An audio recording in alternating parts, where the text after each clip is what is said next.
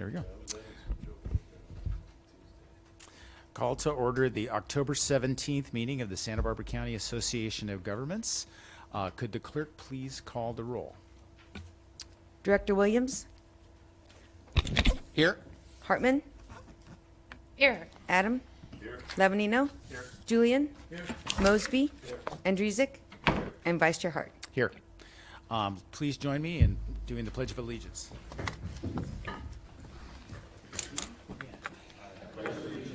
Pledge allegiance to the flag of the United States of America and to the republic which it stands, one nation, under God, indivisible, with liberty and justice for all.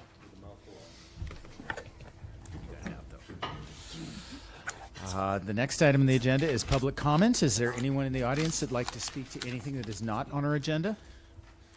We have no public comment speakers. Thank you, Madam Clerk. Anyone in Santa Barbara that would like to speak to anything that's not on the agenda?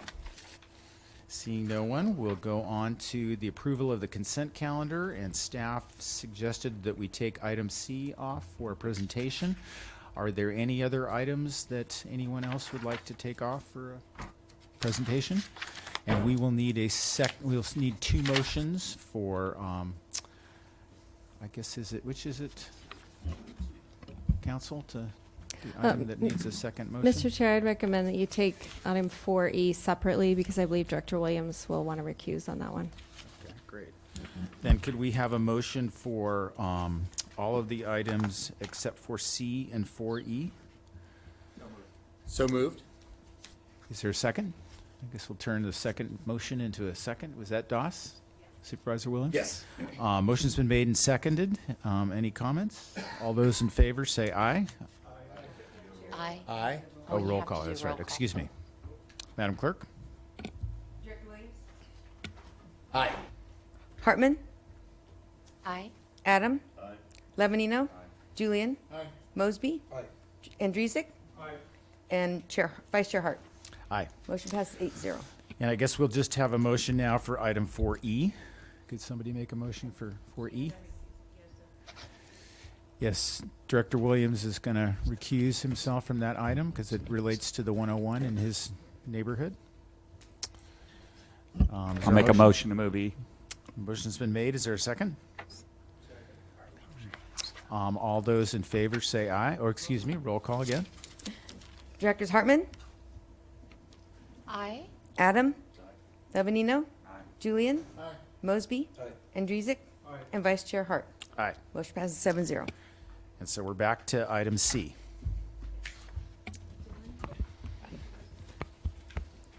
Mr. Chair, Vice Chair Hart, I need to read it into the record first. Okay. Okay.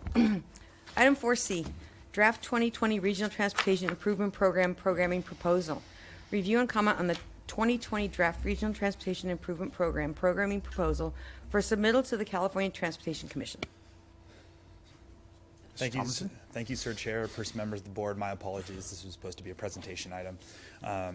So SBCAG, by statute, must submit a regional transportation improvement program to the California Transportation Commission by December 15th as part of the 2020 STIP cycle. I do want to say it's important to understand that this is very much of a transitional STIP in terms of the amount of funding that our region is receiving for the 2020 STIP cycle. And this is not only true for our region, but this is true for the state as a whole. Our region for the 2020 STIP fund estimate adopted by the CTC shows just under $7 million, approximately 6.99 as of the formula distribution. We have about 6.7 million in prior advancements, leaving us with a target share of about $250,000 new programming capacity for the 2020 STIP. In terms of the prior advances, we have the US 101 Phase 3 supplemental allocation, the US 101 Phase 4 correction to the programming in the 2018 STIP, and the Highway 246 passing lane supplemental allocation. So these were advancements in the prior STIP, and that's why we have that $250,000 in new programming capacity for this STIP. So many of you may wonder why our region is receiving approximately $7 million in this cycle. In the past, we received a higher amount, and that's with regards to two main reasons. The first reason is the Board of Equalization elected not to increase the price-based gasoline excise tax in fiscal year 18-19, and this resulted in revenues lower than expected. And then the second reason is because the CTC was particularly aggressive in programming projects in the 2020 STIP, and this was because of prior SB1 funding commitments. So that's why we see a lower STIP target share for our region for this cycle. Again, this is not only for our region, but this is for the state as a whole. In terms of projects in the 2020 STIP, as shown in the staff report in front of you, SBCAG proposes to program the remaining $250,000 for administration of the STIP, known as PPM. And then we will have the City of Goleta's Equifowler project, which is a carryover from the 2018 STIP, also in this cycle. And that's scheduled for delivery in fiscal year 2021. In terms of schedule, SBCAG staff presented the draft RTIP to TTAC this month. We received no feedback, and we're presenting the draft RTIP to you today. We're going to bring back the final RTIP to TTAC in November with SBCAG board adoption on November 21st. Again, the CTC will draft RTIP or final RTIPs are due to the CTC on December 15th, and it's exciting. So the 2020 STIP is actually scheduled for approval during the Santa Barbara CTC meeting in March. So we're looking forward to that. And that concludes my presentation. I'm happy to take any questions at this time. Thank you, Mr. Tonnison. Any questions for staff? Is there a motion to approve the item? Just a review? Okay. All right. Well, thank you very much for that report. Thank you. Next item is item 5. Madam Clerk, Chair- you want to read Vice that Chair, item to the... Hart, we need to ask for public comment and then take a vote. Okay. For that last item, take a for vote? 4C. Okay, so do we need a motion after all? Was it included? I thought he took it out in the beginning, but that's fine. That's true. We did take it out of the consent calendar, so we do need a motion then. Oh, we don't need a motion because it changed. Okay. It's not adopting anything, So and it's it's just okay. reviewing comment. Right, that's fine. Okay, all right. That's fine. Mr. Chair and members of the board, typically you would have adopted it because it would have been part of the consent agenda. If we had taken this as a review and discussion item, it's your discretion to do it because you're not actually doing a receive and file, it's just a receive and comment. Okay. Let's check and make sure that there's no one who wants to speak to this item. Is there any public comment on the item? Okay, seeing none, I think we'll just move on to item number 5. Okay, Ms. Contreras, could you read that into the record? certainly. Item 5, Regional Transportation Safety Summary. Receive a presentation on the Santa Barbara County Transportation Safety Fact Sheet, 2013 to 2017. Mr. Becker? Morning, Vice Chair Hart and directors. I'm Mike Becker. This morning I'd like to present you with a small project that we've worked on. This item was included in our fiscal year 18-19 overall work program and has been completed for a while now, but we've held back on bringing it to you due to bigger and more time-sensitive items filling agendas. In 2012, the Federal Transportation Bill MAP 21 created the requirement for performance-based planning, and one of the metrics included in that is safety. The federal requirement is placed on the state, and then the state provides the option to regional agencies such as SBCAG to either plan and program projects in support of the state targets or to set region-specific targets. Twice, SBCAG has elected to support the state. SBCAG will include the performance metrics in future regional transportation plans, but even there, the way the metrics are presented may not be digestible to people that don't deal with these numbers on a regular basis. The purpose of this project was to assemble some basic transportation safety statistics and present them in a digestible manner. You may occasionally read of a fatality on our roads or see it presented on the evening news, but to my knowledge, there is not a single source for presenting these statistics for general consumption, and this is intended to fill that void. The summary covers the entirety of SBCAG, the SBCAG region, and includes all public roads under all jurisdiction. The data was obtained by the statewide integrated traffic record system, which is maintained by the California Highway Patrol and includes records for all crashes that resulted in a police report. Some minor fender benders or other minor crashes where the police were not called are not included. The fact sheet provides data for years 2013 through 2017, and when we obtained the data for this project, 2017 was the most recent year that the data was deemed complete. You can see on the fact sheet, in the region, we average 5,767 reported crashes each year over that 5-year period. That equals roughly 16 reported crashes a day. We average 160 serious injuries on our roads each year, which equals an average of 3 per week. And finally, we average 34 fatalities a year over that 5-year period. And that equals to 1 fatality on our roads every 11 days. In the fact sheet, we didn't highlight the association of driving under the influence, but I thought it might be of interest, and I can share, at least on the fatality side, crashes where driving under the influence was listed as the primary contributing factor accounted for 28% of all fatalities, or an average of roughly 10 each year. An update to this fact sheet is included in our fiscal year 1920 overall work program, and they'll be presented to the board near the end of the fiscal year. I'm happy to answer any questions. Are there any questions for Mr. Becker? Okay. Director Mosby. Is there a way to dial down a little bit more direct to find out areas that are more dangerous than others? It's a good question, Director Mosby. Some regions have completed what they call high injury network assessment, where they actually look at to see where the crashes are occurring. We proposed to do that, and we were advised not to do it. So this is the compromise.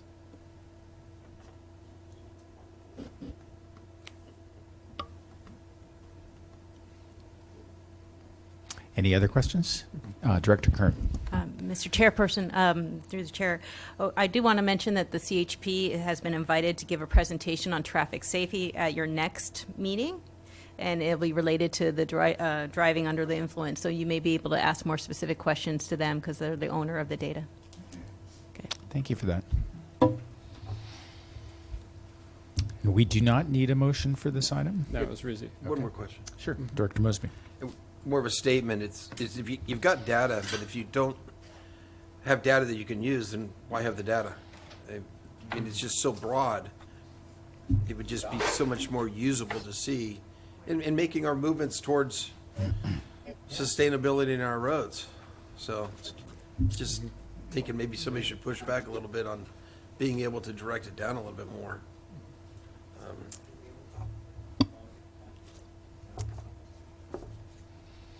Thank you. Is there any public comments on this item?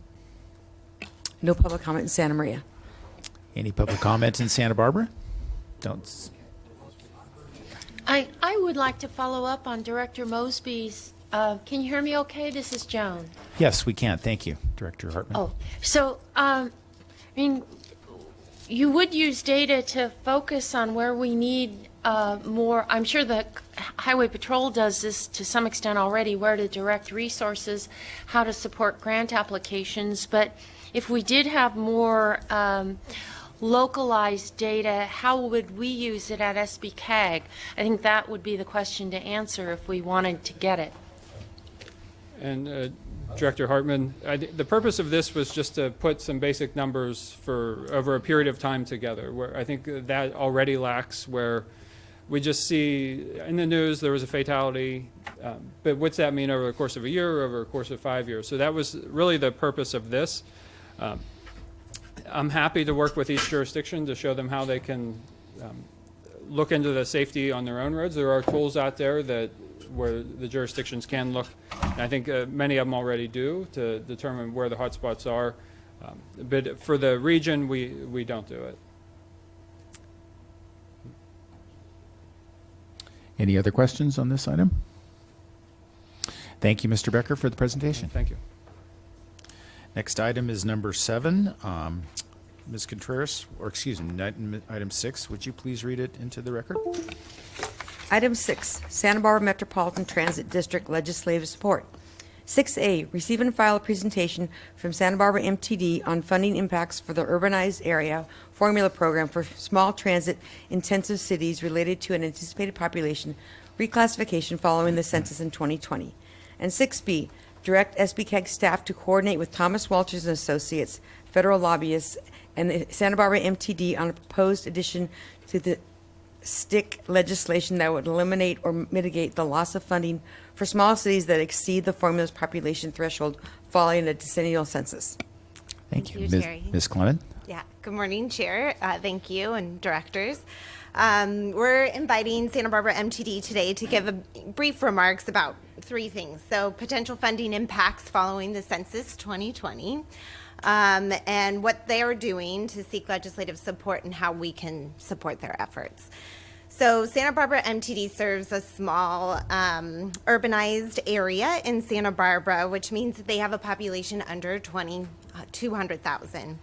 Under the Federal Transportation Administration, Santa Barbara MTD receives nearly $1.6 million annually through a small transit intensive cities, also known as STIC, not STIP, as earlier. We're friendly with acronyms, Urbanized Area Formula Program. Following the 2020 census, it is anticipated that the Santa Barbara area will be reclassified from a small to a large urbanized area exceeding 200,000 in population. So the reclassification means a loss of annual small transit intensive cities funding. In the past, Santa Maria and Lompoc met formula qualifications to receive STIC funding, and they're currently not receiving these funds. Those areas are also not anticipated to experience the same reclassification of population in the 2020 census. This issue was identified as part of our official, this issue is not identified on our legislative platform in 2019. So we recognize that as part of SBCAG's success is working with our partner agencies. So we are asking your board to direct SBCAG staff to work with our federal lobbyists on legislative opportunities that could eliminate or mitigate the loss of funding for small cities in the reclassification area. The proposal before you will give SBCAG's executive director the authority to review legislative opportunities and offer support on behalf of SBCAG where appropriate. Ms. Clement, could Something- I pause you just Yes. for a second? We have the Great California Shakeout earthquake Yes, drill. I knew it was going to come on my Of presentation. course it would. This drill is set annually for October 17th at 10:17 in the morning, which is right now. This was first started in 2008 and has grown nationally. I'd like to provide you with some basic safe response practices as we participate in the drill for 2019.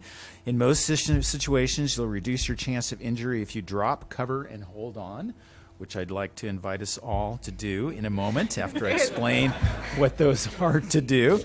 You're to drop where you are onto your hands and knees. This position protects you from being knocked down and also allows you to stay low and crawl to shelter if nearby.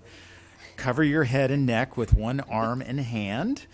If a sturdy table or desk is nearby, crawl underneath it for shelter. If no shelter is nearby, crawl next to an interior wall away from the windows. Stay on your knees, bend over to protect vital organs. Hold on until the shaking stops, and we can just imagine when that would happen. Under shelter, hold on to it with one hand. Be ready to move with your shelter if it shifts. If there's no shelter, hold on to your head and neck with both arms and hands. And if you would like additional information on how to prepare for earthquake before it happens, you're welcome to contact the Office of Emergency Management directly or visit www.earthquakecountry.org. So let's practice.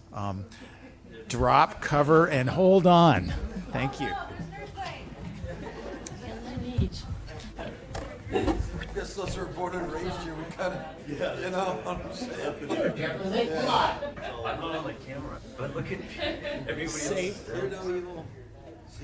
This was a very short earthquake, and the shaking has stopped now.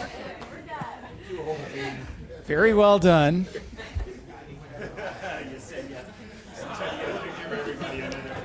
Did you get it? Yeah.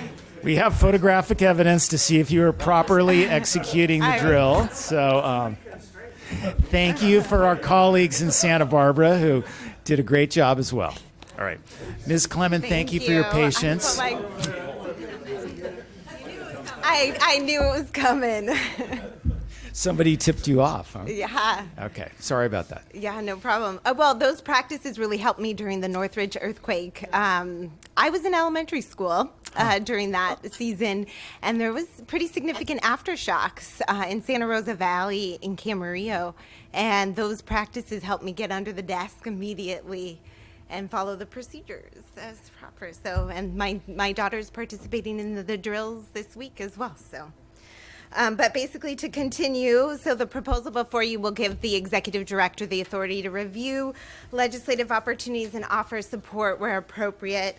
Should specific legislation be developed, we will be coming back to the sub-regional committees as well as the SBCAG board as needed for your formal support. This item was heard at the South Coast Sub-Regional Committee and is coming to you with a recommendation for approval. With that, I'm pleased to introduce Jerry Estrada, General Manager of Santa Barbara MTD, and I'm happy to answer any questions after his presentation. Thank you, Ms. Glennon. Mr. Estrada, thanks for coming. Thank you. Yeah, I'd like to begin by thanking Director Kern and the staff for their support with this matter, and I think your staff did a fantastic job with the staff report and has outlined most of it, so I'm not going to bore you with a PowerPoint presentation or anything like that.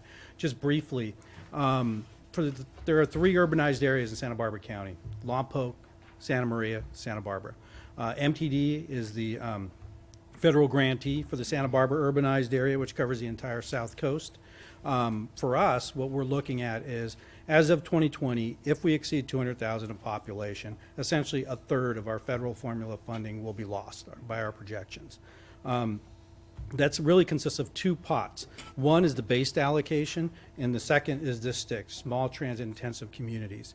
The Santa Barbara urbanized area, as far as I know, is the only urbanized area in the country that has met all 6 performance criteria since the inception of this program, I think back in 2004.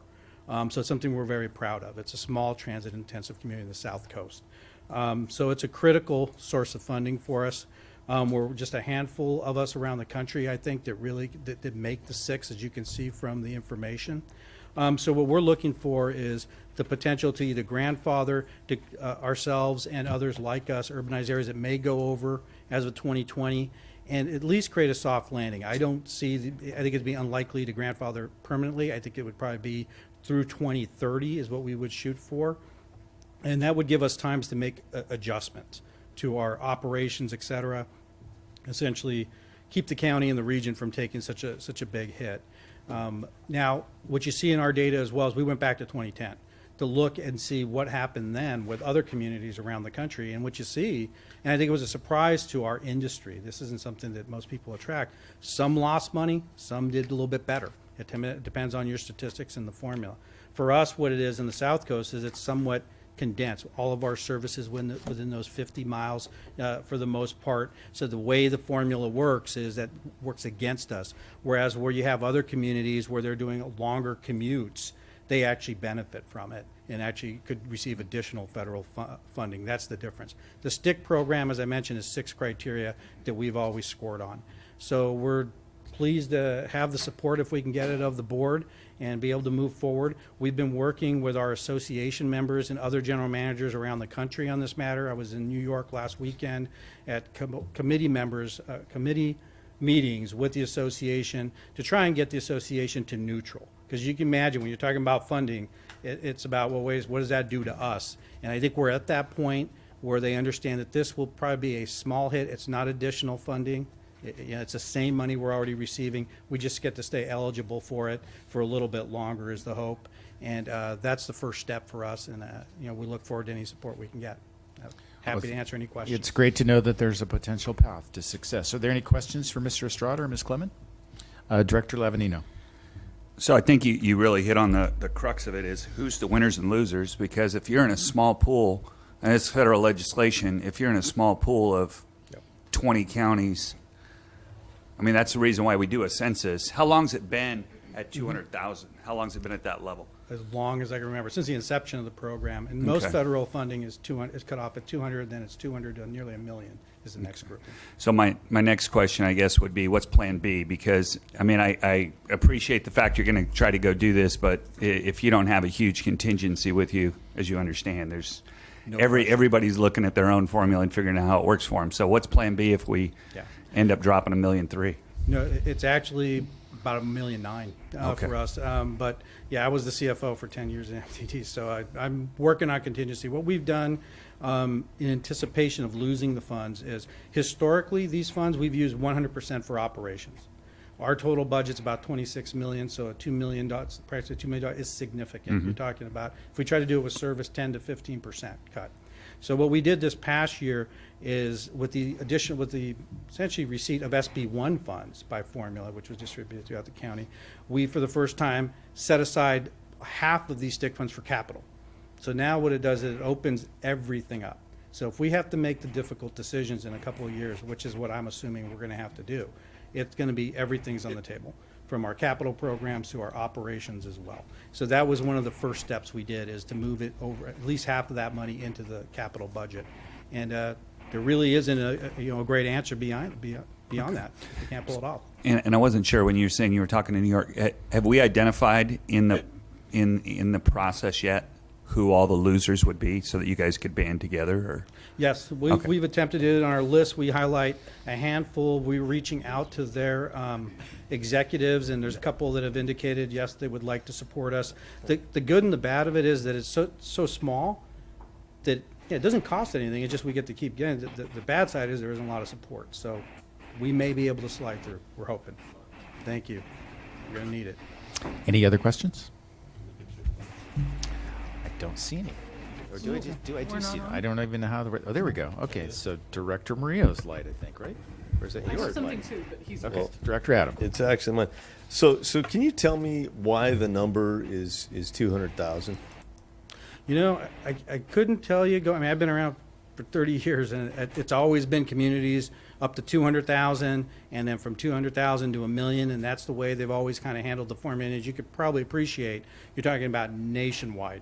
So any changes of that, as was just pointed out, would be very challenging. So I think it's just been that way. And for smaller communities under 200,000, I think rules under 50,000. Well, if I could speculate a little bit, I think somebody in the federal bureaucracy decided that they had to, if they were going to target money to smaller communities, then they had to have a cutoff at some point. And I know, nobody likes getting cut off, but, there's a reason. I'm not looking forward to this too much personally, because I think that, this is one of the wealthiest zip codes in the United States. I mean, I'm not one to play the wealth card, but, because I don't oppose anybody being wealthy, and I wish everybody was wealthier. But I think there's a program in place for a reason, and if you pass from one part of the program to another, then that's just evolution, and you got to be able to deal with that. So,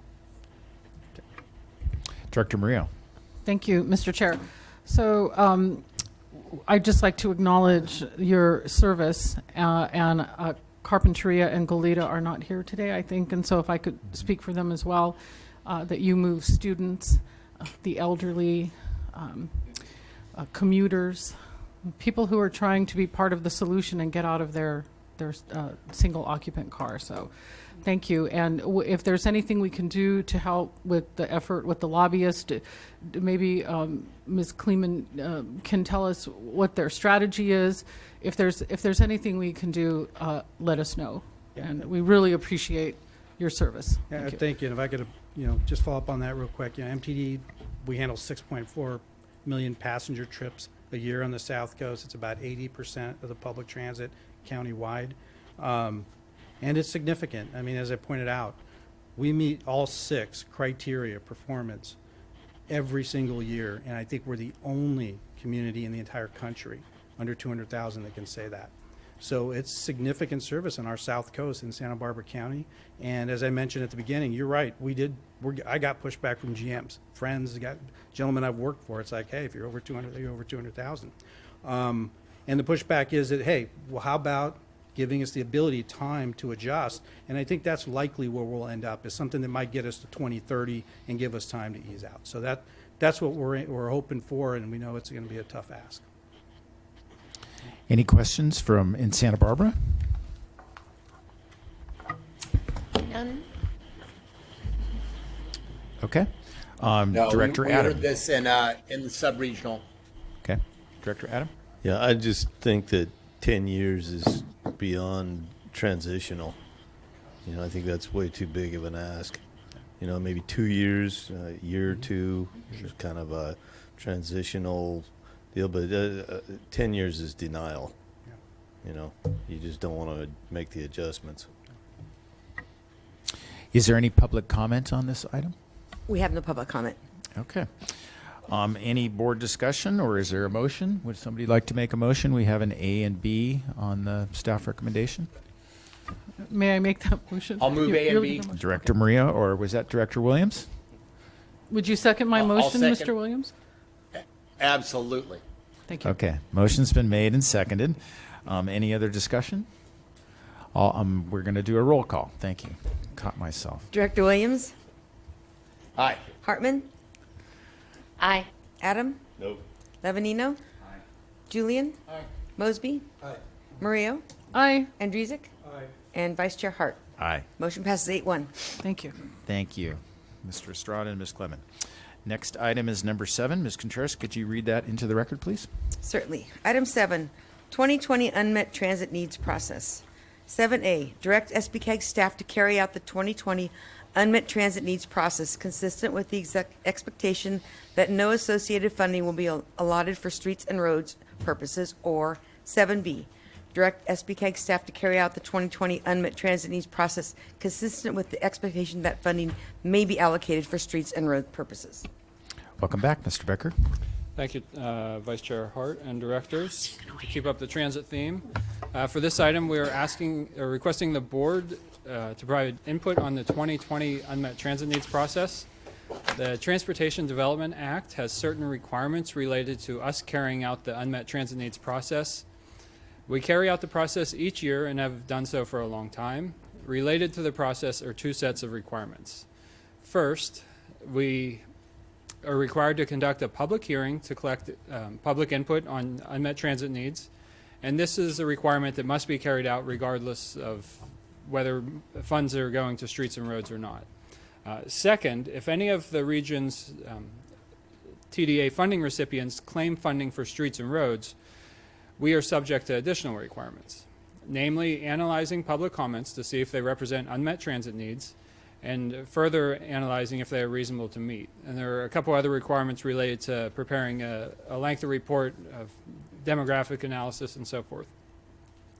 For the current TDA cycle, which the one that we're currently in, members of the board indicated that transit funding should be used for transit purposes, and this resulted in the county amending its claim last year to removing a $100,000 request for streets and roads fundings. For the last several years, it's only been the county that has been requesting money for streets and roads, and in the current year, there were none. It is in our interest to get your direction before we undertake the work, some of which may not be necessary. If the board indicates that they will not approve claims for streets and roads, then our workload is reduced. We will satisfy the law and satisfy the requirements of the 2006 settlement agreement, but we will not be required to prepare a report or conduct the analyses. If we go with the abbreviated option, SBCAG will conduct a public hearing, Santa Maria and Lompoc will conduct public workshops, and all comments will be summarized in a memorandum. The memorandum will also include basic performance statistics for the region's transit providers, and this will be submitted to Caltrans.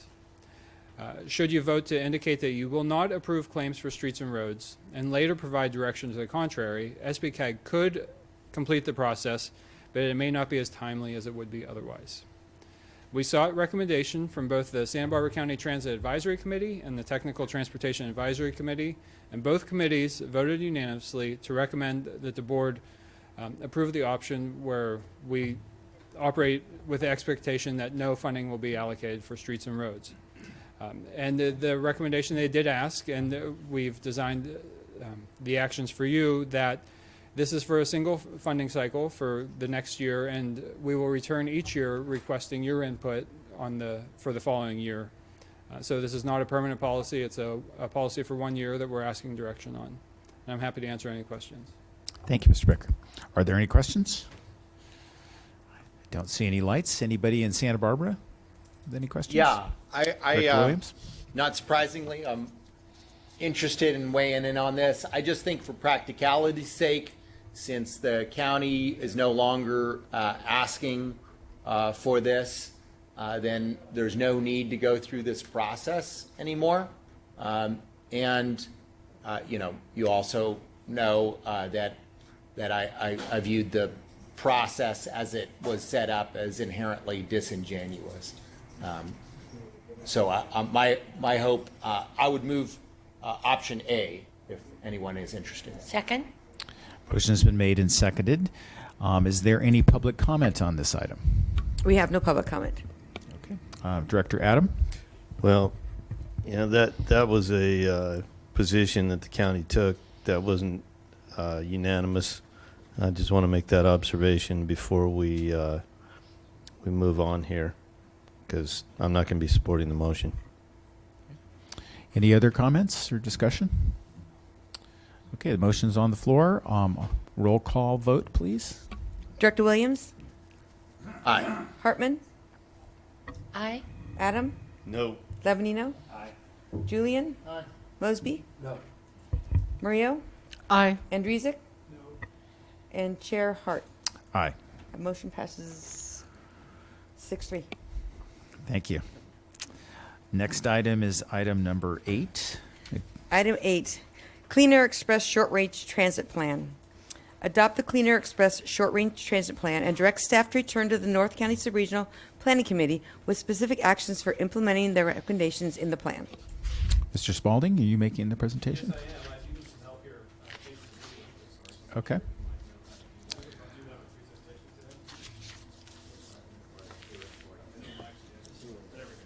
Magically appears.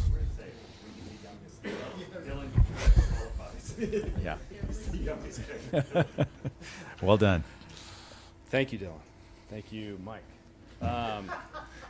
I do want to just start off with a little bit of context. So we've talked with the with the board and the North County Subregional about the Clean Air Express.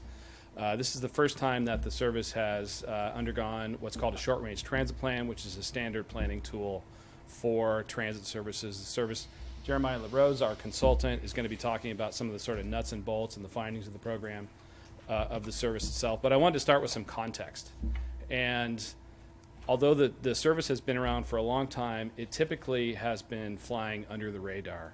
It's a very successful service, as I think we all know, and as you'll hear a little bit today.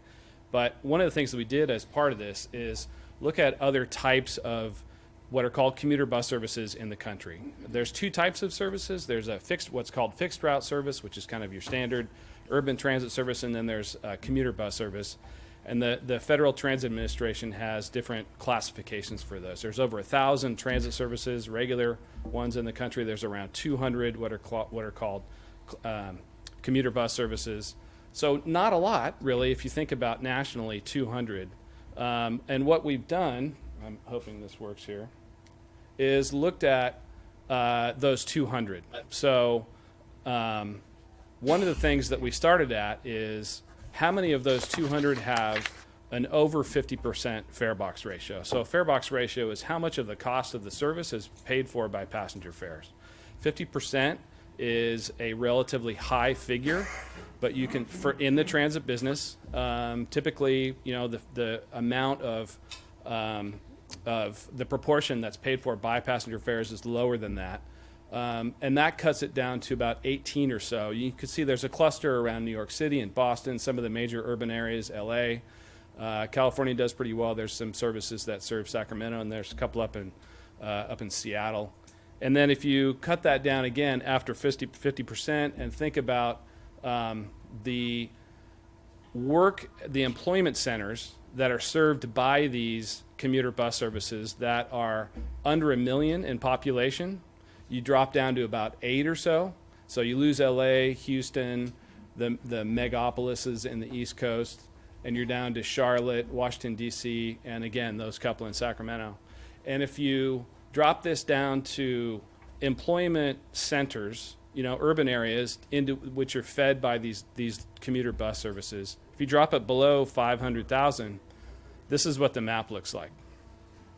So there isn't a single service that reports to the Federal Transit Administration that is over 50% fare box and that serves a urbanized area that's under 500,000, except for one. So the Clean Air Express is literally in a class by itself nationally. We have around a 60% fare box ratio. That's a little bit less than it actually has been historically. The workforce area that the Clean Air Express serves is around 200,000, the urbanized area in Santa Barbara and Goleta. So that's something that this board should be very proud of. We're doing something that no one else in the country is doing.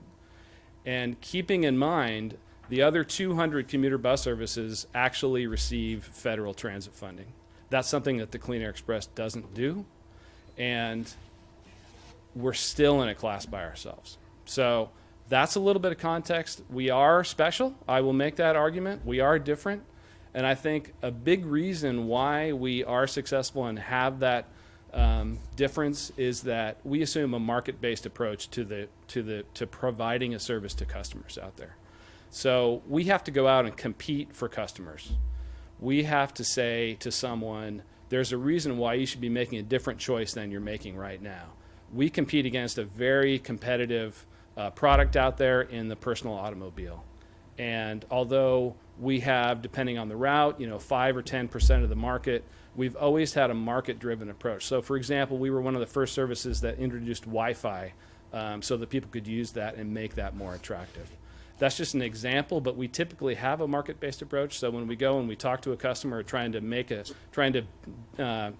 develop some business, we're looking at it not from a traditional transit standpoint, but hey, this is a good product for you. You can take it 1 day a week, you can take it 5 days a week, but here are all these reasons why it's a good idea for you to do it. So I think with that sort of context, I'll leave this slide up here as long as I can. I'm going to turn it over to Jeremiah, but happy to answer any questions before we get started. Any questions, Mr. Spalding? Thank you. Keep that slide up. That's a good image. Thank you, Scott, and good morning. Thank you very much for having me here today. My name is Jeremiah, and I'm coming from Fair & Peers, a transportation consulting firm based here in California, and we've been working with Scott and Whitney at SBCAG over the last year or so to study the Clean Air Express. And as Scott says, there's a lot to be proud of. So our presentation today is going to provide a little bit of an overview of the service and what the successes are, some of which Scott has touched on and some of which I'll highlight in a little bit more detail. And then the real meat of why we're here is a financial evaluation. So the Clean Air Express has not had a short-range transit plan, a true in-depth study in its history, and now is the time to do so that we understand what the service will look like into the future. And as part of the SRTP, we've identified some opportunities coming out of that evaluation of the service and what the funding structure looks like. So we'll discuss those a little bit, and then I'll leave some time for questions and discussion. So as Scott mentioned, the Clean Air Express has been operating for decades. It began, I believe, as a technology demonstration in 1989 and has been administered by SBCAG since 2001. The service is operated by a contractor, so SBCAG and in particular Scott primarily provide the administrative oversight of the program, and the service itself is operated by a contractor that has changed at various points in its history. And I apologize if this is a little bit washed out on the screen, but the service is operating from essentially 4 communities: Santa Maria, Lompoc, Buellton, and Solvang. And there's, you can see on the map, the number of trips provided from those communities to either Goleta or Santa Barbara each day. It's a weekday only service, carrying about 320 to 390 individuals per day. Most of those individuals ride round trips, so that would be somewhere upwards of 600 round trips daily across each of the 13 routes. And if you estimate all of those people making that same commute individually, we're eliminating over 10 million vehicle miles traveled per year, consolidating those onto the bus service that we provide. Director Adam has a question. hang on. I got to go through this math again. I'm not very good at math. So you're talking about 600 round trips a day? No, sorry, 13 round trips a day. It's 300, about 360 individuals across those 13 round trips. Yeah, but 360 round trips for people. Yeah, individual people. Yep, passenger trips. Right. That's correct. Okay, gotcha. Because then you, it sounded like you doubled, like you counted a round trip for each half. Sorry. Yeah. Sorry. Okay, thanks. Combined, the 13 buses are traveling about 400,000 miles a year. So that's quite a bit of passenger revenue miles and service miles from these communities. And a highly successful service. So out of that 360 individuals, that means most of our buses are more than 50% full most of the time. And that's very good for a commuter service, particularly in this market. So why is this service successful? Well, when you think about the number of other people commuting in their own vehicles between the service communities that we're talking about in North County to Goleta and Santa Barbara, based on traffic counts collected by Caltrans over the years, we could be capturing up to 10% of the commute market in the same time that the Clean Air Express is operating. So the Clean Air Express buses are heading southbound in the morning, roughly between 6 and 8 a.m. For 8 a.m. At the latest arrival at work. And, 360 individuals represents roughly 10% of those vehicles, even when you account for people carpooling in this corridor. So that's extremely successful. I believe the statistic for the state is somewhere around 4 or 5%, and even at the county level is about 6%. So doing really well in terms of market capture. And the service enjoys really high customer satisfaction. So we have a couple of statistics that we show up on the slide here, but in terms of on-time performance, in terms of appreciation of the bus operators, the comfort the service provides, the value, the riders are surveyed periodically. They've been surveyed 3 times since 2010, and that's what we show here. The satisfaction is very high. We're over 90% on-time performance. Comfort of the buses is increasing as older vehicles are being replaced with newer equipment. Customer service has always received very high marks. The Wi-Fi is a valuable amenity, so really well-liked service. And in terms of why people keep coming back, there's kind of 2 components. So one of them is that it saves them money, that the service is more affordable than driving themselves every day. And I'm going to come back to that in a minute, because the other piece of this is that it's less stressful to be on the bus. You can take a nap, you can read the newspaper, you can do a little bit of work or read a book or listen to a podcast or catch up with a friend, things that are harder to do when you're driving by yourself, obviously. And it's meaningful. It's meaningful that it saves people money because as we've surveyed people's individual income over the years, we see that a lot of the riders on the service are in kind of the lower income category. So it really increases the value of this service for those riders. But more importantly, as Scott mentioned, being a market-based service, we have loyal riders. So on the left, we have a graph showing how long people on average have been riding with the service since 2010. So that number has been increasing over the years. So that's a very good sign. We also see that our customers, by and large, have a car available to them. So they're choosing to take the bus. And that's the market-based approach. It provides them a value in that it's an affordable service and saves them a little bit of money. But it's a choice that they make, that 70% of our riders could be driving to work and they choose to take the bus. We do know from our surveys that many of the riders take the bus 4 days a week, and then maybe on Fridays they drive to work because they work a half day or they need to run errands on some day or pick up the kid. And that's the kind of flexibility that a service like this provides and is really valuable. Lastly, on that affordability aspect, the service is successful because it's serving a major market, right? There's a lot of employers between Goleta and Santa Barbara. Thousands of jobs in that region, and the bus service is providing direct connections to those. There's, the buses largely are dropping off in front of many of the businesses that you see on this list, and many of the businesses you see on this list provide some sort of transit benefit to encourage their employees to use services like the Clean Air Express. So the service is highly valued. People really like it, and having transit incentives is a good way to get people to use the service and stay with it. And we've seen that longevity of rider retention has been increasing over the years. So what's going on financially with the service? Well, the expense for the service, the operating expense, has been increasing over the years. So as Scott mentioned, we have a very good fare box recovery. Over 60% is well above average for the United States in terms of commuter bus services that are reporting to the Federal Transit Administration. Many commuter bus services are highly subsidized. This one is actually recapturing a lot of its expense from passenger fares. So that's very good in terms of a market-based approach. But expenses have been rising over time, not surprising. So fuel fluctuates periodically, but the cost to operate, just simply the purchase of service from the contractor that I mentioned earlier, has increased since 2009, just below $100 per revenue service hour to over $135 per revenue service hour today. And of course, that cost is sure to increase as things do over time.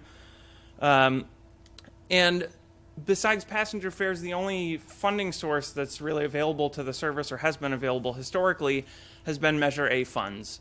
And while that's been a great benefit to the service, Measure A is planned to sunset in 2040. And we are actually expending funds on, kind of our 9,000 annual hours of service, fuel and vehicle replacement. And vehicle replacement is where we start to see some challenges for the long term of funding for Measure A. So we're talking a short range transit plan. Measure A goes to 2040. That's probably a little bit more in the long range. But as we see on the next slide, what the service is experiencing is each time we need to replace vehicles, that actually results in a little bit of an advanced draw on Measure A funds, because the purchase of simply 3 buses out of a fleet of 17 in order to operate our daily service, 3 buses is roughly the same expense as the annual operating budget. So each time that you have to replace 3 buses that year, your financial budget has doubled that year. So what you see on this slide is, if we were simply drawing down Measure A funds at the same rate year over year as planned in the measure, the blue line would represent where we would be a couple of years from now in FY23, and we would just continue drawing a flat rate down through the end of the measure to the end of funds in 2040.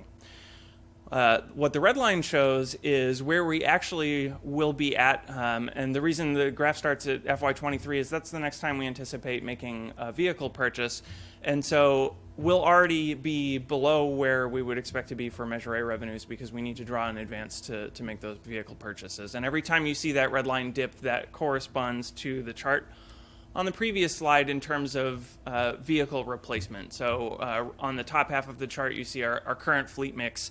And as we progress to the right, that's vehicle turnover. And that corresponds with the dips in the red line. So what this chart shows is that effectively, under status quo, by about FY28, we will have already expended all the Measure A funds that are anticipated, and there will be no additional revenue at that point. And if we continue with only 60% fare box recovery, that would mean after FY28, all service would need to be discontinued. We would not have enough funding available to continue operating the Clean Air Express. If we were to put into plan some sort of actions to stave off the cancellation of all service, we could begin service cuts to the lower performing routes in kind of the mid-2020s. Even doing that and anticipating a reduced need for vehicle replacement, we still would experience the discontinuation of Clean Air Express sometime in the mid-30s. And that's a real shame for a service that has been highly successful, highly valued, and really stands out in terms of commuter bus services across the country.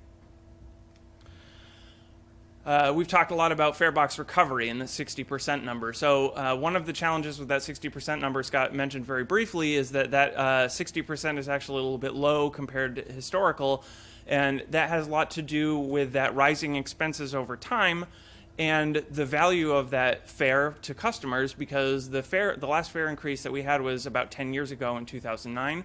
Actually happened in the middle of a recession, and so a little bit surprising, but many transit services during the recession needed to, kind of scramble to react, and there was a lot of fare increases that happened around that time, and many transit services lost riders as a result of that. Clean Air Express saw a little bit of a dip at that time, but recovered strong and has been carrying about nearly the same number of riders as prior to the recession. And we see customer satisfaction with fares has only increased since 2010. So what that says to me is riders see the value. They see that they have not had a fare increase in a decade, and that each year it becomes more and more valuable as other expenses go up. And unfortunately, what that means is now is the time, unfortunately for them, is that means now is the time to enact a fare increase, that we need to help the service recover more of its cost and cost share with our customers. So I'll just pause briefly on this chart. What this shows is exactly what I've just been talking about. So the dark blue line in the middle, the 150, that's the monthly pass price. So the price to have unlimited use of this bus service per month is $150 to the customer. Many of our customers receive a benefit from their employer, so they're not paying this money out of pocket, or not all of it out of pocket. But that number has remained flat since 2009. If we adjust the operating rate, index it to that same number. So our operating rate in 2009, if we index it to the same number, $150, that is the red line. So you can see how our operating expense has increased compared with our main source of income, passenger fares, since 2009. So there's an increasing gap there. The light blue line in the middle, and again, I apologize for the contrast on the larger screen, but maybe the TVs will be a little bit more clear. The light blue line in the middle shows where we would be at if the pass price had been adjusted according to inflation, estimated by using the Consumer Price Index over that time. So if we were to adjust the cost of just the monthly pass price to $175, we would significantly close the revenue expense gap. So let's talk about the opportunities for the service given everything that we've discussed so far. One, obviously, is that we need to secure a new revenue stream. Even if we increase fares, what we're concerned about is increasing the fares to a point where we're actually discouraging riders who are really kind of at the threshold of whether or not this is affordable for them. So we want to maintain and expand ridership. We really need to secure another revenue stream, at the very least because Measure A expires at some point, but most importantly because we cannot fund the replacement of vehicles in the near term. Secondly, we need to attract new and additional customers, and I'll explain a little bit more about that. There's the obvious factor, of course, that if we have seats available on the bus, it would be great to fill them, but there's some other things that we've seen in the SRTP that motivate that. We should consider serving unserved markets. So the Clean Air Express has been operating effectively the same service for most of its history, so serving Santa Maria and Lompoc. More recently, service was added to Buellton and Solvang. That was a replacement of a previous service that was not operated by Clean Air Express. Are there other opportunities that we could be exploring? And number 4 is to staff appropriately, and we'll explain that more once we get into that. So first, securing new revenue streams. And this came up a little bit earlier on the agenda. The transition for the Santa Barbara urbanized area that's coming up as a result of the 2020 census. So that transition will shift the Santa Barbara urbanized area from what's considered by FTA small urban, under 200,000, into large urban, over 200,000 to 1 million area. And that changes the funding formula in ways that were discussed previously in terms of, for larger agencies, it actually reduces the availability of funding to them in terms of the loss of stick and changes a little bit of the funding formula.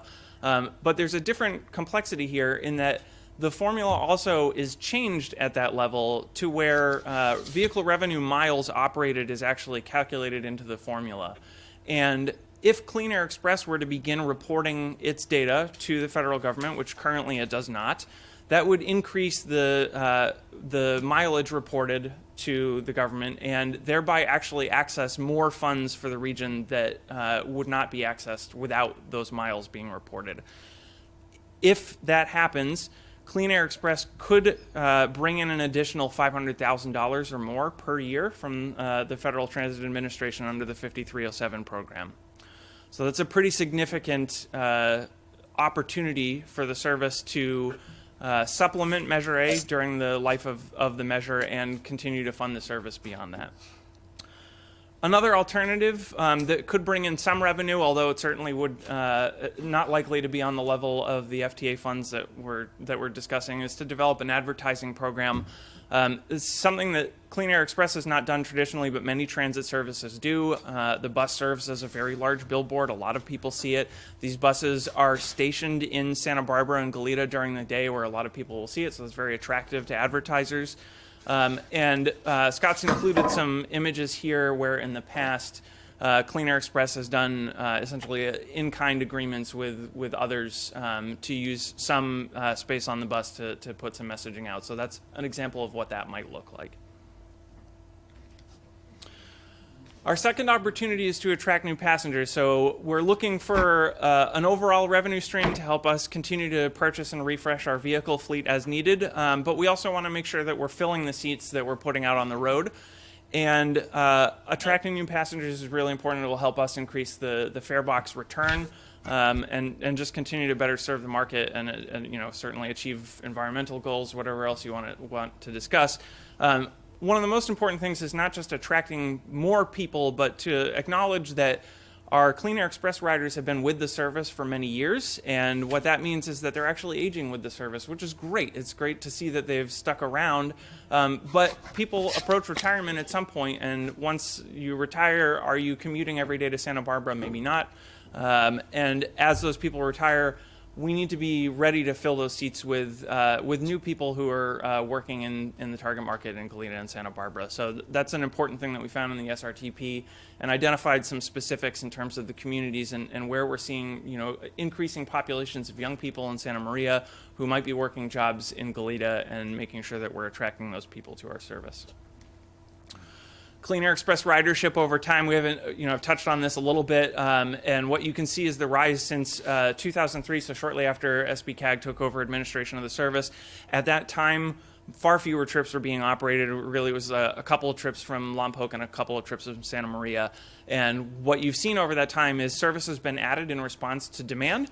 And we had a peak of ridership in kind of the 2008 timeframe.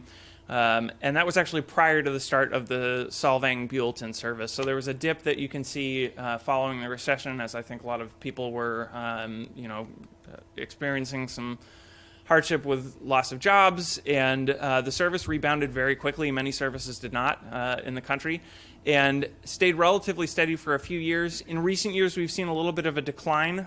This is in accordance with trends for transit agencies around the country. But our numbers through 2018 and early 2019 are looking good that we're on the rebound again. And I'll talk briefly about serving unserved markets. So the Clean Air Express currently operates, I mentioned, from about 6 to 8 a.m. And accordingly from roughly 3:30 to about 5 p.m. Picking up in the afternoon, returning home. And what we found in the study through both commentary from existing riders and a survey of non-riders from around the county, there is probably a significant unserved market in kind of the later work time frame. So after 8 a.m. arrival and an after 5 p.m. departure in the evening. This is not a market that Clean Air Express has traditionally served, but there's a lot of people who are making that commute. And what we hear from those people is, well, I don't take the bus because there isn't a bus at that time. So we do have a bus that departs Santa Barbara and Goleta roughly at 5 o'clock, but depending on where you work, if you're leaving your desk at 5 o'clock, you may have already missed that bus. So there's a real opportunity there to consider once the service is on financial footing, solid financial footing in the long term, can we expand service by adding one round trip? And I think there's great promise there in terms of the market. Yes, Director Murillo. Thank you. Mr. Jeremiah? Yes, LaRose. Okay. Lawrence? LaRose. Mr. LaRose, thank you. So does the service go to employers to find passengers? Maybe Mr. Spalding knows that, or are there employers that pay for the fare? And would that be a way to recruit new people? Yeah, taking both those questions, I work very closely with the Traffic Solutions Division of SBCAG, which has a very robust outreach program to employers. So there's a lot of existing relationships that we can build on to try to raise the awareness about the Clean Air Express as a commuter option for those commuters from North County. There are a number, and there was a slide earlier that had a listing of some of the major employers and their transit benefits. Raytheon is one that we point to significantly. Cottage Hospital. UCSB, for example, offers $21, which isn't great, but they also offer a pre-tax benefit, which saves another 30%. So there are employer benefits that Jeremiah mentioned earlier that actually bring down the true cost of whatever that pass of the $150 monthly pass, which is far and away the most predominantly used pass type that we have. About 60 or 70% of our customers use that monthly pass. So if you're getting, $75 from your employer, you're actually paying $75, which makes the value proposition that much greater. But we do have an active outreach program, again, through our Traffic Solutions Division. Thanks.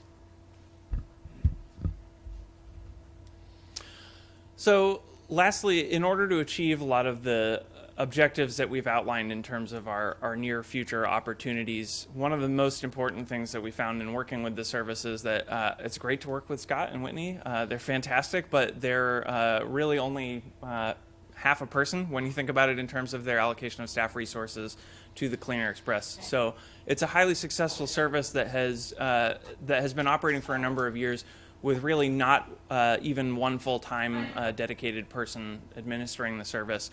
And what's important there is, in order to achieve the goals in terms of marketing the service, as was just asked, in terms of how do we reach out to employers to encourage more ridership and gain new customers, how do we continue to expand the benefit to customers to keep the service competitive, how do we plan for service expansions, and most importantly, how do we administer potentially an entirely new grant program? So the FTA program itself could bring in $500,000 worth of revenue, but requires really somebody very expertise in terms of FTA reporting and contracting requirements and a whole host of things that wouldn't be possible with our current staffing arrangement. And so each of these things individually is important, but cumulatively really say that in terms of making the service continue to be successful in the near term, really need the Clean Air Express to be able to accommodate at least one additional full-time staff person.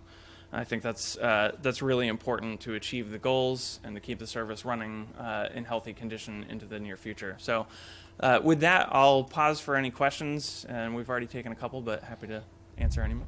Thank you, Mr. LaRose. That was very detailed. Director Adam. Can somebody explain? I mean, I just have 90% stuck in my head as the reported value for farebox return on this in the past.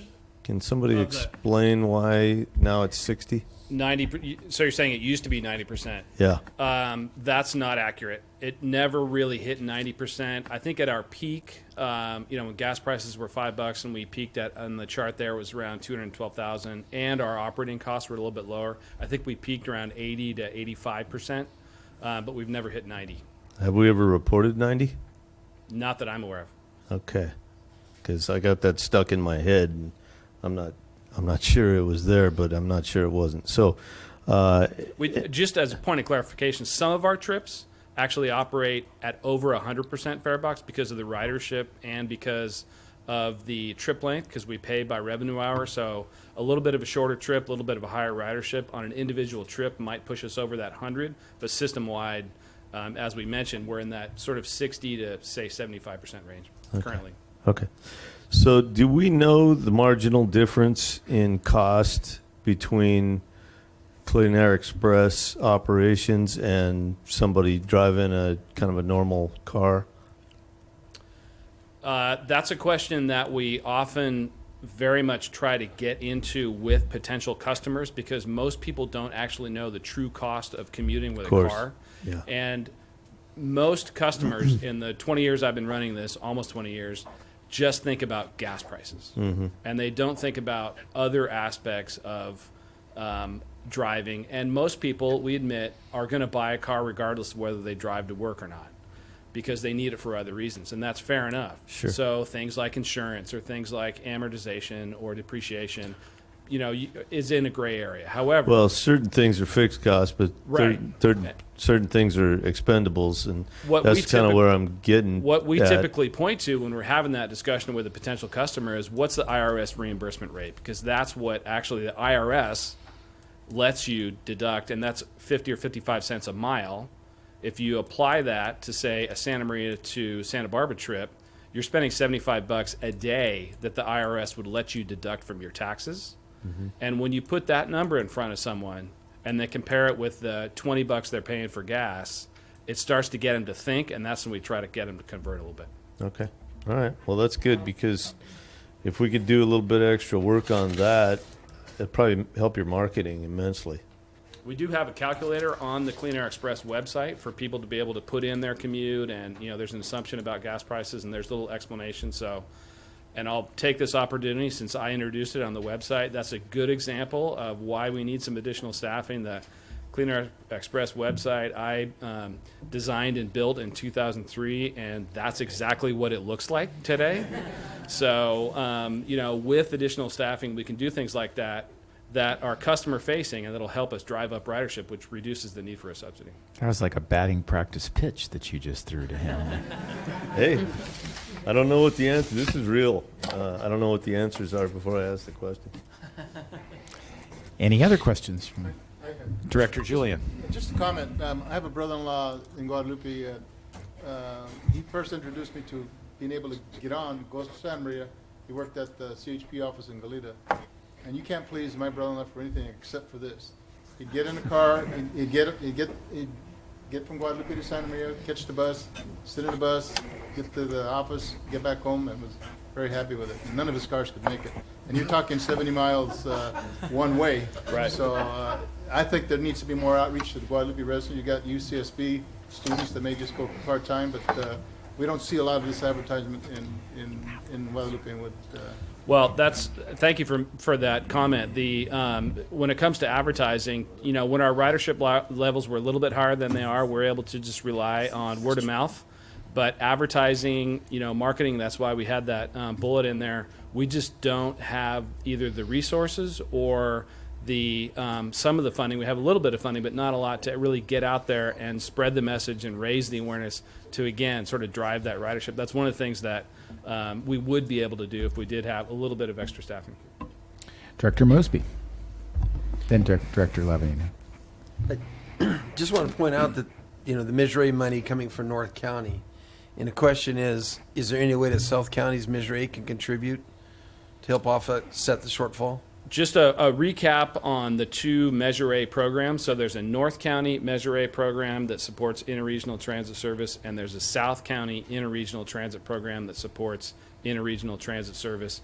Those two programs are overseen by the respective North and South committees that make recommendations to the board.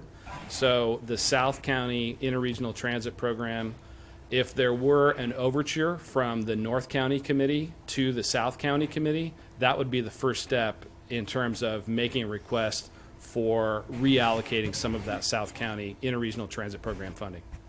And I think that maybe your options list or something identifying that and the mechanism to do that. But I think this is where your shortfall is that South County is not necessarily sharing in the North County component of this. Because again, like I've said before, South County is also benefiting from this, both in the businesses especially. So I think that's where you need to go first. That's the low-hanging fruit to find. We do have a recommendation, and that recommendation is to go back to the North County Committee with a little bit of an implementation plan, and we could get that direction from the North County Committee to ask the South County Committee. We could do that. Director Levadino. Thank you. So maybe I was reading that chart wrong. So there's no bus that leaves after 5 o'clock from Santa Barbara to Santa Maria? The first stops for both Santa Maria and Lompoc in the afternoon start at 5, and then there's a 5:10, a 5:15 pickup along the route. Okay. the last pickup, depending on where you are, because it runs through downtown Santa Barbara, it runs through Gallia and Hollister. But if you get off at 5:15 and you're towards one of those first stops, Right. it's You miss. challenging. Yeah. All right. Yeah. The other thing is just, I mean, the bus is a rolling billboard, and it does say Clean Air Express, which is nice. In sports, I think we've seen this change of advertising from a billboard like you see with just, here's the radio station on the back that you're getting one piece of revenue from, to these rolling signs that you could sell to 25 different companies that are continually coming out with a different message. It's electronic and it just changes. But what I'd like to see on there at least is, because I pass it all the time, yeah.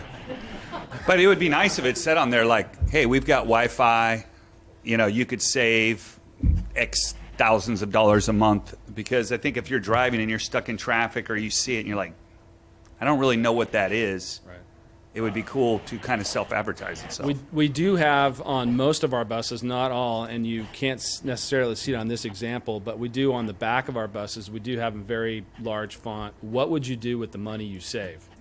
And that's to try, and then we have the phone number, so, but that's a great point. Any other questions? Any questions from Santa Barbara? I had Director Hartman? I had a question. Yes. Have we done the research to know why people don't use it? I mean, is it a last mile problem, or I mean, clearly they think it may be more convenient to drive their car, but what do we know about what we need to address to get more people on board? That's a great question, and that is something that we encounter all the time. The reasons that people give us as to why they don't use the service kind of runs the gamut. We hear, I need my car during the day a lot, for childcare, for running errands. I'm looking at Terry Contreras, our board clerk, who's a part-time Clean Air Express customer. We hear, I don't like the bus, and that's the person that we want to get on the bus because they'll realize that it's a comfortable over-the-road coach and it's a good experience. And I've had a lot of customers actually tell me, I was a little leery when I first got on the bus, but when I did, in fact, I just talked to a customer last week who works at the Air Pollution Control District. He said, I learned about the bus and I can't believe I haven't been taking it all these years. So there's a little bit of mystery in the process of taking the bus. And then there's always going to be part of the market that you're never going to be able to reach. There's going to be people that prefer to drive, and that's perfectly fine. If we can increase our market share from 10% to 15%, that would be a giant accomplishment, and that still leaves 80-85% of the people driving, and that's perfectly fine. So the last mile isn't really a problem? Last mile there are some areas that the Clean Air Express does not serve, but running along Hollister covers most of Goleta, and we run through and serve most of downtown Santa Barbara. The areas that we actually have, our Goleta service actually ends at the in the La Cumbre area, so we actually serve Upper State Street with Pasadas and Sencal in that location. That's an area that we don't serve from Ventura County. But on the mountain side of the freeway, Calle Real Shopping Center, that's an area that we don't serve. But in general, we do serve most of the major employment locations. Is that it from Santa Barbara for questions? Well, I just, I'm eager to look at, I see the recommendations in the report. I obviously think that the operational recommendation of adding a trip that is more consistent with the real, the real need out there will enhance our service, and the investment that we're making in less congestion with this is well worth it, and hope that we can continue to do the work to make sure that we can maintain and increase service. And I think what you're saying, though, is to do that, we need more staff assistance to be able to promote the program. So I would like to see more information about that. Well, and to move forward on the federal designation that increase our funding. 500,000. I mean, that's kind of a no-brainer if we think we can get that done. Director Mosby, you had a question? A statement in talking to some of the people in the Lompoc area. There's a couple reasons why they don't go. One is fear of not having a seat on the bus. And you can't do guaranteed, if they happen to get bumped or it's the last bus and it's packed out and they got to get to work. Right. So there's that component of not sure if they're going to get a ride. And then one of the others, I don't know how many people have toured where the buses are picked up, but at 6 a.m. finding a restroom. And I know there was a plan to put a restroom in, but that fell away. So people would get there and have to wait, and maybe the bus is full, have their cup of coffee. So there are some things that are like that are really affecting it that could make it more user-friendly. I know you can't do reservations or you can't guarantee a seat on the bus, but there is a fear of that.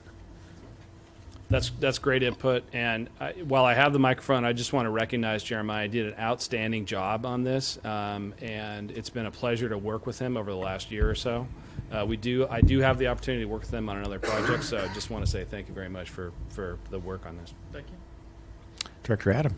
I'm just wondering why there couldn't be a reservation system to remove that uncertainty from somebody, and then you could kind of like on an airline where you pick your seat ahead of time and you can grab that seat, and for the return trip as well, and maybe even days in advance. And That's a question that we get frequently from people, as was identified, is they want to treat it like an airplane. And actually, long distance commuter bus services are actually relatively more similar to air travel than to anything else really. But if a commuter bus service uses any federal funding, and in 2003 we used our last round of CMAQ funding to purchase 7 buses that are now 16 years old. And there's a federal regulation that says you have to be what's considered open transit. So if someone comes up and has cash, you have to have a cash fare to start with. And that was something that we did when we bought those buses all those years ago. But it does not allow, federal regulations do not allow a reservation system that would preclude a member of the public from being able to, be first in line in the morning to be able to take a seat on that bus. So that's that's a federal rule that we're not able to operate a reservation or subscription system. Well, yeah, and it's probably preventing people from riding the bus. It is certainly some people that have that concern, and there have been times, again, when gas was $5, and we have had multiple occasions of people standing on the bus for 70 miles on their way to work because there were not any available seats. That's how successful some of our trips are. But that's just something that we can't escape. Well, that might be a thing for the legislative platform to try to work on, because that just seems counterintuitive in today's world. People that are taking public transportation have to get some certainty. They can't be turned away at the last, because then they're out of time and they're going to be late. So, you just have to appeal to the bureaucrats, the other bureaucrats, I should say. The twist common on that, sense, if there was such a thing. The twist on the subscription part is that's actually a premium that people are willing to pay for. And so that would certainly help with the fare revenue. Well, and you could make the argument that instead of increasing the price, which I think you should do too, or at least not charging the premium that feature might get you, you get the increased ridership that way, and you could end up expanding the service and accomplish more of the goals of the entire thing from the outset. I mean, that's what the goals were, is to reduce the traffic and reduce the emissions. And if that's what you're able to do, then they should probably support you doing that. And if that's an identifiable and provable impediment, I think they should get out of your way. Make a pilot program. That's a good idea. Yeah. Well, thank you for the great presentation, Mr. LaRose, and for answering all those questions, Mr. Spalding. Is there any public comment on this item? Vice Chair Hart, we have Mr. Jerry Estrada. Mr. Estrada. Thank you. Thank you. I just wanted to point out that over the life of the Clean Air Express, MTD in Santa Barbara has partnered and helped many times with SBCAG, City of Lompoc, City of Santa Maria when needed to help make the service successful. And we will always continue to do that. But we look as we're public servants, and if we can help beyond our jurisdiction and we're requested to do so, we want to do so reasonably. As it pertains particularly to the federal side of this and the opportunities, I think there are two other opportunities that are being missed here that I'd like to discuss. One is on cost savings. For example, if we were able to be brought together, and we've done this in the past, Santa Maria, Lompoc, SBCAG, MTD, to look at ways where we could work together to try to reduce the cost, taking advantage and being efficient and cost effective with the limited resources we have. One example for MTD is we consume over 600,000 gallons of diesel fuel a year. We're on a fixed price to eliminate the volatility. We go out to bid for that. We're actually going to renewable on December 1st. And we're paying well under $3 per gallon. And we're at about $125 per hour, revenue hour, system-wide. So we're pretty efficient at what we do, and we are always ready to help where we can. So we'd like to extend that offer, and we'd say before you add overhead, when you have a financial issue, get us together, let's talk about it, see what we can do to help one another and help the taxpayer as well to do this effectively. The other opportunity is on the generation of additional federal funds for the region. Agreed, if we go over 200,000, Santa Barbara Urbanized Area will have the potential to generate these additional funds if we were to report the SBCAG, the Clean Air Express, I should say, data. We could report that to the National Transit Database on behalf of SBCAG. Don't have to become a grantee and add the additional overhead. Then we'd have essentially an agreement to pass those funds back. We did things similar to that. The 7 buses that were referred to in 2003, MTD was the grantee originally for those buses, and SBCAG was a subrecipient to MTD. We provided technical assistance. Our staff helped to make sure that everything was done up to standards. We overviewed. We were involved with the maintenance plan for a number of years until we finally passed off the assets to the City of Santa Maria when they took over operations. So there's a long history of the transit operators in Santa Barbara County and SBCAG working together collaboratively to do things as efficiently as we can. On the funding opportunity, I'll be quick. Small transit-intensive communities. It may make more sense to have the City of Santa Maria report the National Transit Database information, because they could generate the stick funds that we mentioned earlier. There's a proposal nationally to go from 2 to 3%, a 50% increase. It's $260,000 per criteria currently. That'd be about $350. If you meet 2 of those criteria, which I think Santa Maria has in the past, you're talking about $700,000 a year. So I think there's a good reason for us to explore those other opportunities and work together. Thank you. Thank you, Mr. Estrada. That's very helpful. Is there any, that was public comment. Any other board discussion? Is there a motion to approve the staff recommendation and adopt the report and have the North County Subregional look toward the implementation plan? That's the staff recommendation. Motion's been made by Director Lavanino, seconded by Director Murillo. Roll call vote, please. Director Williams? Aye. Hartman? Aye. Adam? Aye. Lavanino? Aye. Julian? Aye. Mosby? Aye. Murillo? Aye. Andrezek? Aye. And Vice Chair Hart. Aye. Motion passes 9-0. Our legal counsel has asked for just a 5-minute break to review a previous item, so let's just pause Chair, until... just on that last motion. Mhm. So I think the staff report actually said that we would give specific directive to staff on, but I don't think we really gave any, unless you kind of took. Yeah, I think the recommendation was to direct staff to return to the North County Committee with specific steps to implement the recommendations in the Come back to the plan. North County. Yeah. Got it. And Mr. Chair and Mr. Spalding, I heard Director Hartman ask for how would we hire someone, right, to do the full-time work? I'm putting words in your mouth, but yeah, that's what I heard too. And that's included in the Yeah, I'm not That's included, sure it's okay. Thank you. Okay. So let's come back at 11:35. 11:35.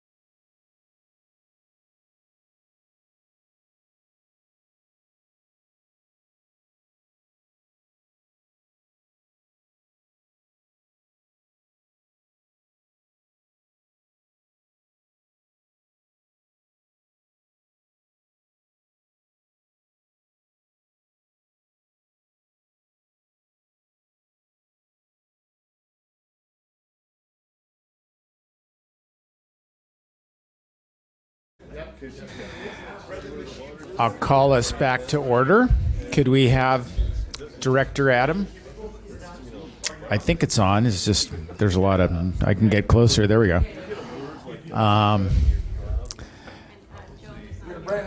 Just 1 second, folks. We'll get everybody back. Let's,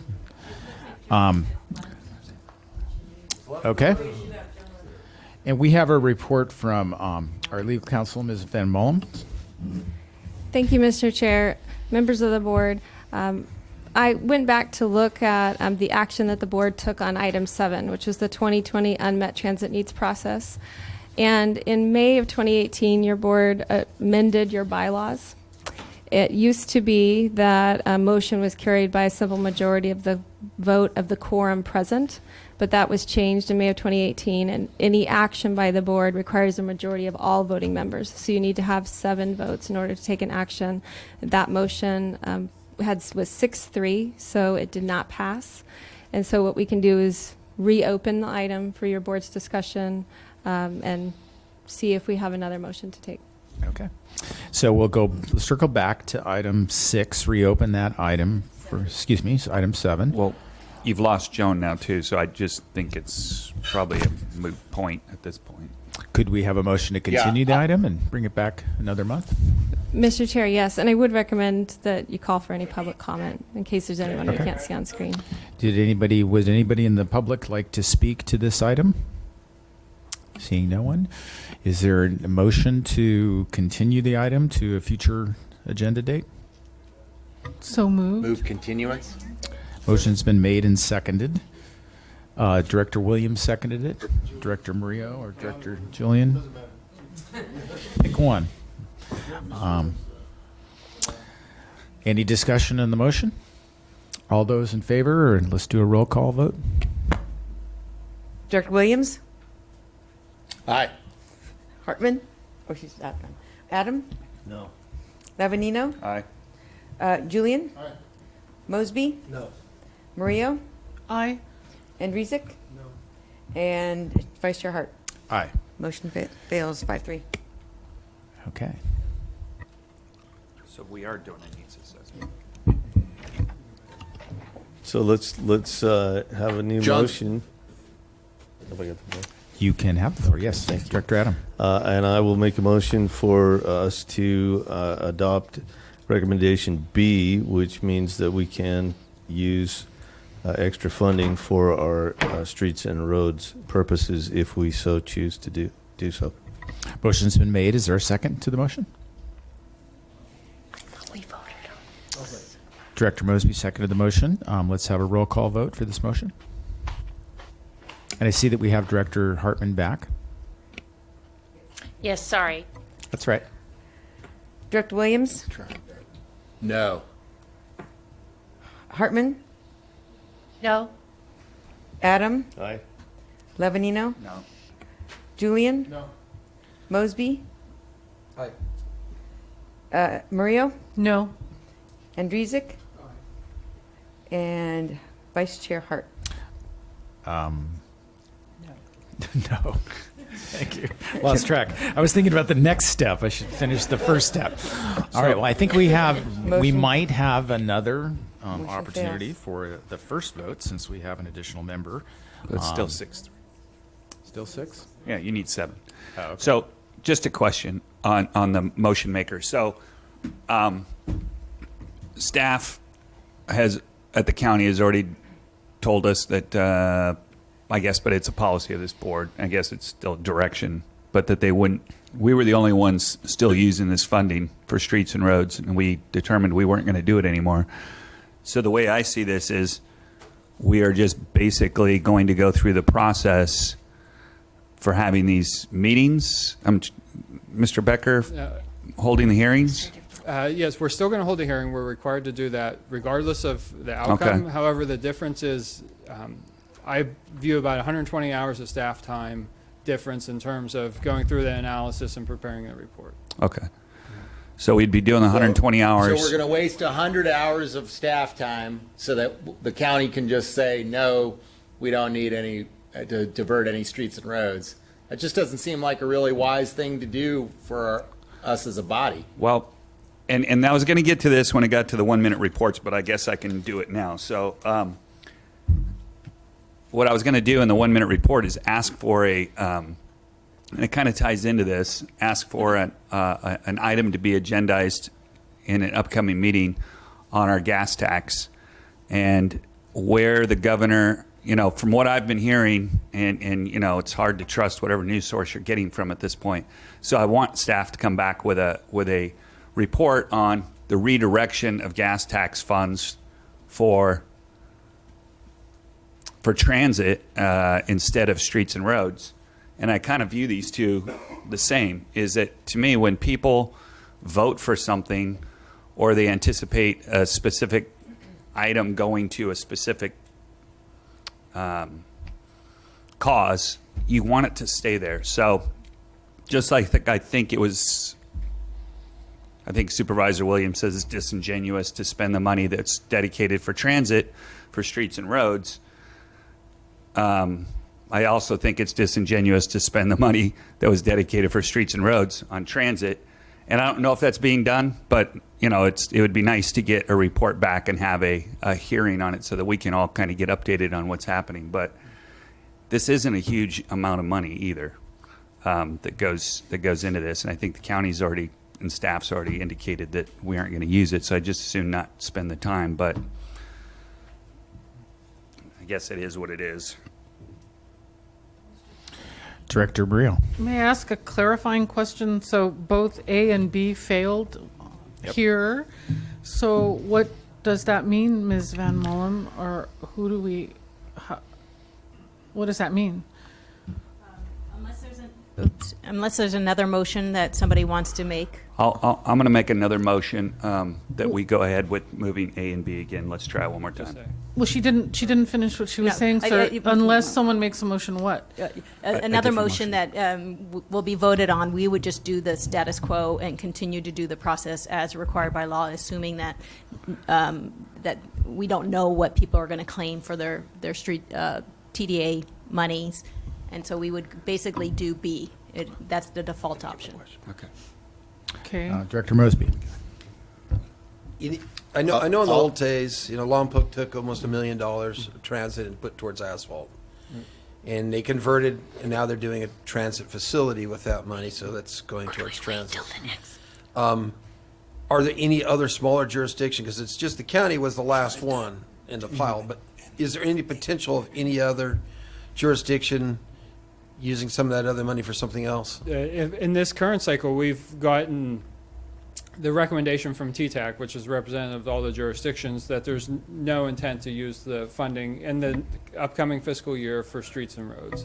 And they did ask that we come back each year. We don't just assume that this is going to be the case going forward. So we're only looking for your direction on the next fiscal year, where the claims will be submitted next spring. However, we're going through the process now. And we just thought if there's no money going to streets and roads, then we can get by with a reduced process. And that was just our ask today on direction on doing the full process or going the abbreviated route.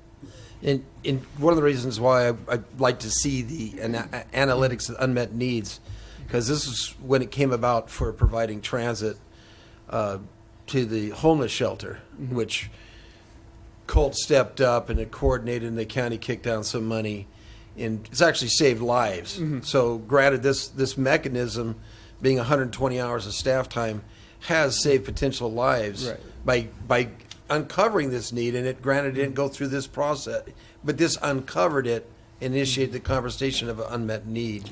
Well, we are still going to have the hearing, still have so the hearings. that opportunity will exist. And we'll bring a memo to the board identifying all those needs. So you'll still have that data. It's just whether or not it's reasonable to meet, and in comparing it to other like services, we will not need to do. Okay, you answered the other half of my question, because the first one you said you were going to have the meetings, but you didn't say you're going to bring it back to us. So, okay, so in light of that information and the fact that this will come back again next year, might be able to get some movement somewhere. All right, I'll make a motion that we move staff recommendations A and B. Actually, just to A. A. I'm sorry. A. That motion's been made. Is there a second to the motion? Second. Director Williams seconded the motion. The roll call vote, please. Director Williams? Aye. Hartman? Aye. Adam? No. Levanino? Aye. Julian? Aye. Mosby? Aye. Murillo? Aye. Andrezek? I'll abstain. Not having talked with Mayor Sierra. And Chair Hart. Aye. Matter Motion- carries. Yeah, motion carries. Barely. 8-1. Thank you very much for that patience. Next item on the agenda are the 1-minute reports from board members. Director Julian, do you have anything? Report you'd like to? No, we just, we received CDBG money for Leroy Park, 4.5, we're working on that. We're doing a resiliency program in Guadalupe with another part of that money from CDBG, so things are moving forward in Guadalupe. Great, thank you. Director Levanino, do you have a report? Good. Director Mosby? Director Adam? Director Murillo? Yes, thank you. The City of Santa Barbara's Neighborhood Transportation Management Plan, which encompasses our Vision Zero program, is working with the community. We're taking it around our neighborhoods and going to our Transportation and Circulation Committee, and it'll be at our council by the end of the year. Our listening workshop plan is going forward. We just had a public meeting related to the Milpas corridor and the street maintenance there. It's an important commercial corridor in our east side. And this very evening, we're meeting with residents in the Mesa area regarding the Cliff Drive bike path. And we're getting feedback from them. That will go to our Transportation and Circulation Committee, which is an advisor group, and then to the council maybe by the end of the year. And so these are all active transportation planning grant programs. So Thank you. real proud of that. Thank you, sir. Director Andrezek? Director Williams or Hartman, do you have any 1-minute reports? I'm just going to skip so we can get to Caltrans. I just wanted to say I thought Scott's presentation was fabulous today. Mr. Spalding, thank you again. Next item is our Executive Director's report. Ms. Kern? Mr. Chairperson, members of the board, we had a very exciting Measure A committee oversight, Measure A oversight committee meeting yesterday in Solvang last night. It was lots of talk about Measure A and what the progress we've made to date. I think we got back to Santa Barbara around 9 p.m., so they had lots to say about what was going on. And so they did recommend approval of the audits, and they'll be submitting a letter to you that will be on your next month's agenda. So successful meeting last night. I do want to announce that we would like to have a board workshop prior to your next meeting at 9 a.m. in Santa Barbara, and the subject of that workshop will be the 101 project and all the components and next steps and everything that's going to be happening over the next year or so. We did this about a year ago, and I think it was very useful to have that one-on-one discussion in a little less formal venue. So that will be at 9 o'clock, and we'll make sure that everybody has an agenda prior to. But I just wanted to get on your calendars now, so you have that available to you. And then we are also planning on having a December meeting. We have several items that are scheduled to come before the board. This is the first December meeting we've had since I've been here, so I wanted to give you a warning not to plan your vacations yet. That will be a December 21st meeting in the regular, I guess that one will be in Santa Maria? Yeah, so that'll be here at 10 o'clock in December. So I don't want you to assume that we're not having one, because we haven't had one in a while. And last but not least, I want to announce the resignation of Karen Waite. She has resigned from being an alternate to this board. So Solvang will have to appoint another alternate, but she's been a faithful member. Mm-hmm. She's attended most of the meetings since she's been appointed, and I'm sorry to see her go, because I think she was a great addition to this board, but I'm sure Ryan or his alternate will do just as well. So thank you. Thank you very much for that. Next item is the Caltrans District Director's Report. Welcome, Mr. Govins. Thanks for being here. Thank you, Chair, Directors. I have a few items today. In the last item, there was a handout handed out. First, Director Williams probably was going to ask me, so I'll try and head that off. 192 bridges. As I think most people know, we have opened quite a few bridges after the January 2018 event, but the San Ysidro Creek Bridge, Romero Canyon Creek Bridge, Toro Canyon Creek Bridge, Arroyo Paradon Creek Bridge have all been repaired, reopened. We still have two bridges under construction, the Montecito Creek Bridge and the Toro Creek Bridge. On the Montecito Creek Bridge, we're currently completing an underground drainage and a creek restoration work. And on Toro Creek Bridge, we're waiting for the relocation of a temporary utility before we resume the roadway work there. But even with all that, we expect to be reopened to traffic by mid-December of this year. So those are still moving along. And so the timeline is identical on both of them? Yes. Okay. Okay. Next, I think it's been mentioned in the past that Caltrans has a new director. He's reporting this month to Sacramento, so I wanted to bring it up again. His first day actually in the office is next Monday, so I will be up there next Tuesday and be meeting with him. His name is Tokes Amashakin. He's joining us from the Tennessee DOT. His background was in the planning and community involvement. In fact, he was a board member on America Walks. So we're expecting some new direction to us as we're doing our shop and stip jobs, a little bit more.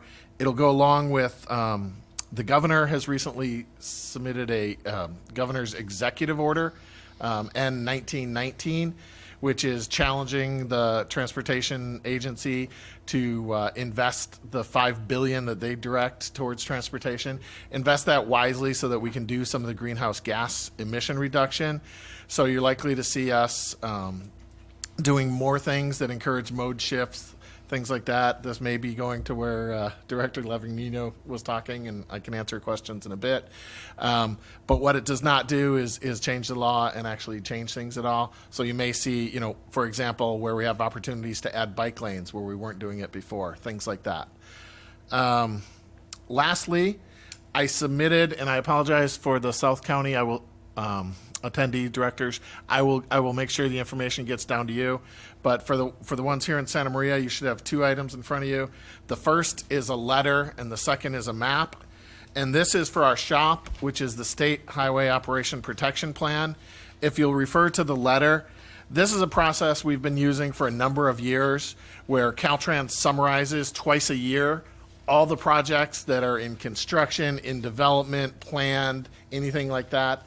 And now with SB1, we're challenged with a lot of different performance measures, and also we're planning out 10 years instead of the 4 or 5 that we always had been.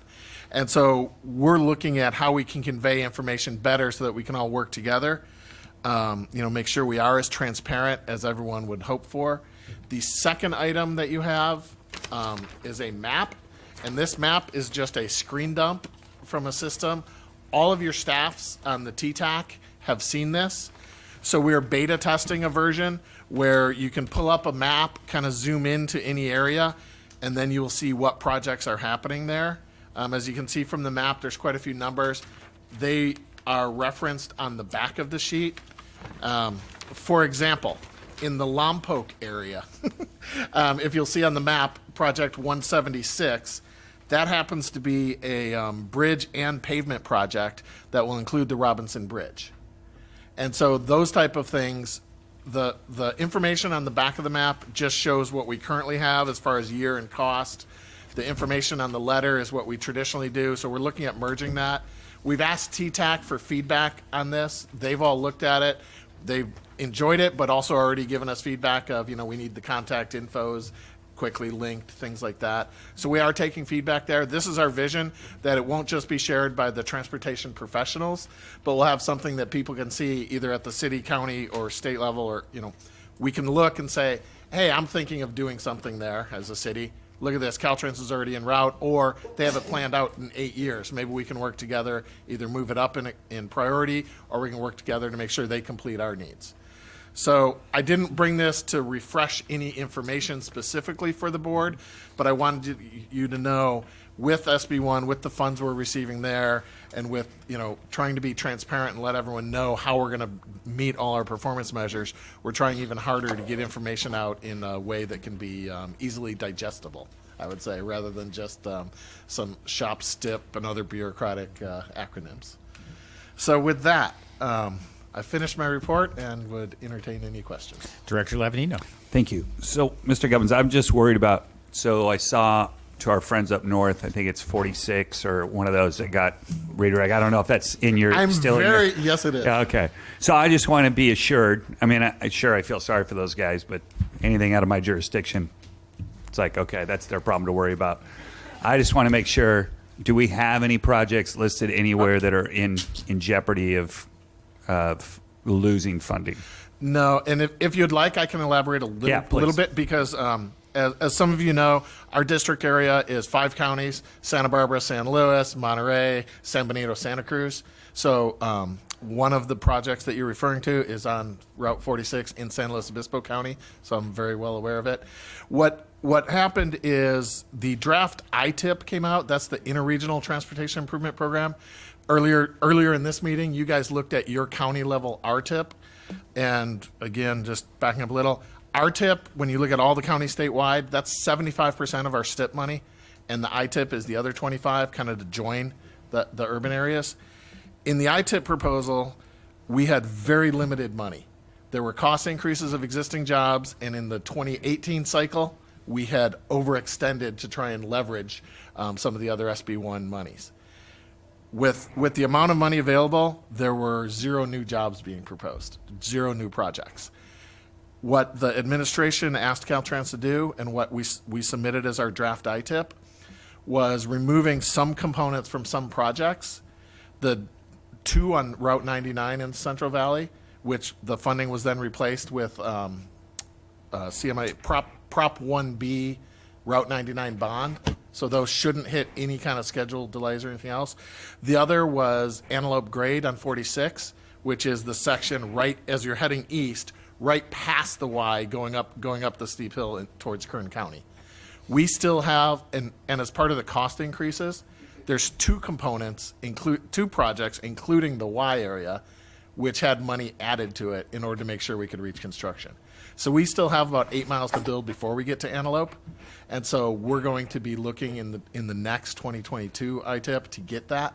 The money that was moved off was being held in reserve for other interregional city.